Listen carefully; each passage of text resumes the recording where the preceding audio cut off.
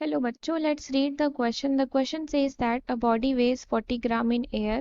If its volume is 10 centimeter cube, what will be its weight in water? यहाँ पर आपको दिया गया है कि एक बॉडी जो है वो एयर में उसका जो वेट है वो 40 ग्राम है। अगर उसका वॉल्यूम 10 सेंटीमीटर क्यूब है तो यहाँ पर आपको बताना है कि उस बॉडी का वेट वाटर में क्या हो जाएगा। So here the key concept is,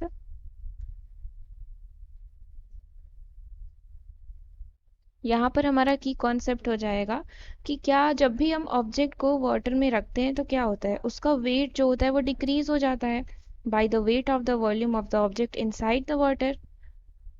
ऐसा किस लिए होता है? ब्यूएंट फोर्स की वजह से होता है जो वाटर उसके ऊपर अप्लाई करता है।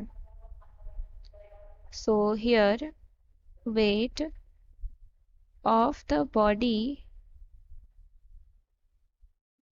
इज डिक्रीज्ड इन वाटर, जिसे हम अपेरेंट वेट लॉस भी बोलते हैं, is decreased in water due to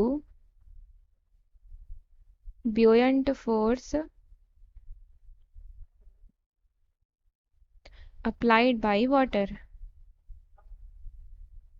applied by water.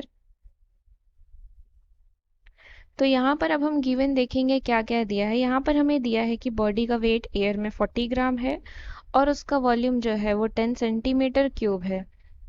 Here given is weight of body in air that is equal to 40 gram and volume is equal to क्या है हमारा 10 centimetre cube है। तो body की density क्या हो जाएगी? Density of body that is equal to होता है हमारा mass upon volume. So here it is weight upon 10, that is क्या हो जाएगा हमारा 4 आ जाएगा, 4 ग्राम पर सेंटीमीटर क्यूब हो जाएगा। तो यहाँ पर क्या होता है, अब हम एक फिगर से भी समझ सकते हैं इसको। जैसे कि हम मान लेते हैं ये हमारा बीकर है, ठीक है, इसमें इतने ऊपर तक पानी भरा हुआ है और ये हमारी बॉडी है, ये हमारी बॉडी हो गई। तो यानी कि यहाँ पर बोला गया है कि 40 ग्राम क्या है इसका वेट, 40 ग्राम बॉडी का वेट एयर में है और वॉल्यूम उसका 10 सेंटीमीटर क्यूब है। तो हमारी जो डेंसिटी आ रही है वो कितनी आ रही है, 4 ग्राम पर सेंटीमीटर क्यूब। तो यहाँ से हम ये देख सकते हैं कि जब भी हम बॉडी को वाटर में रखेंगे तो बॉडी जो है वो वाटर को रिप्लेस करेगी, अपने ही वॉल्यूम से रिप्लेस करेगी, जो कि उसका 10 सेंटीमीटर क्यूब वॉल्यूम है ना इसका।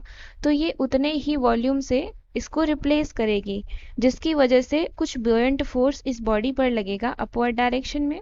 ब्यूएंट फोर्स हमारा अपवर्ड डायरेक्शन में लगता है। सो when we put the body in water, it will replace water of volume 10 centimeter cube, due to which water applies some buoyant force on the body,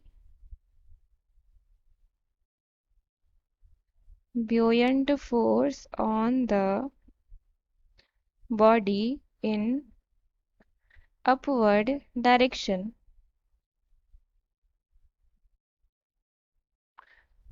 upward direction में यहाँ पर क्या लगेगा, ब्यूएंट force लगेगा। और हमें पता है डेंसिटी ऑफ वाटर क्या होता है, डेंसिटी ऑफ वाटर होता है 1000 किलोग्राम पर मीटर क्यूब। ग्राम पर सेंटीमीटर क्यूब में अगर हम लिखेंगे इसको तो हमारा क्या हो जाएगा, 1 ग्राम पर सेंटीमीटर क्यूब हो जाएगा।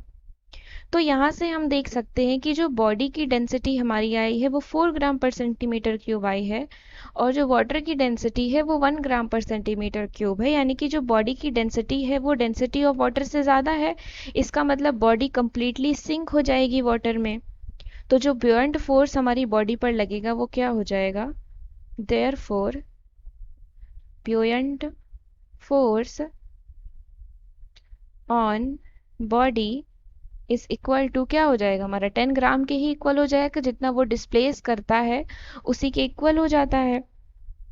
तो यहाँ पे हम देख सकते हैं कि बॉडी पर दो फोर्सेस अप्लाई हो रहे हैं, एक इसकी वेट की वजह से जो कि नीचे डाउनवर्ड अप्लाई होगा, और दूसरा ब्यूएंट फोर्स की वजह से जो कि अपवर्ड डायरेक्शन में अप्लाई होगा। दैट इज वेट की वजह से यहाँ पर कितना हो जाएगा 40 ग्राम, और ब्यूएंट फोर्स की वजह से हो जाएगा 10 ग्राम। तो जो हमारा नेट वेट आएगा वो कितना आ जाएगा, net weight of body is equal to हो जाएगा हमारा, हम माइनस कर देंगे, that is 40 minus 10, that is equal to हमारा आ जाएगा 30 ग्राम। तो यही हमको फाइंड आउट करना था कि बॉडी का वेट वाटर में कितना आया है, हमारा 30 ग्राम आया है, यानी कि अपेरेंट वेट लॉस हो रहा है, पहले इसका 40 ग्राम था, अब कितना आया है 30 ग्राम आया है। I hope you understood it well. Thank you and best of luck.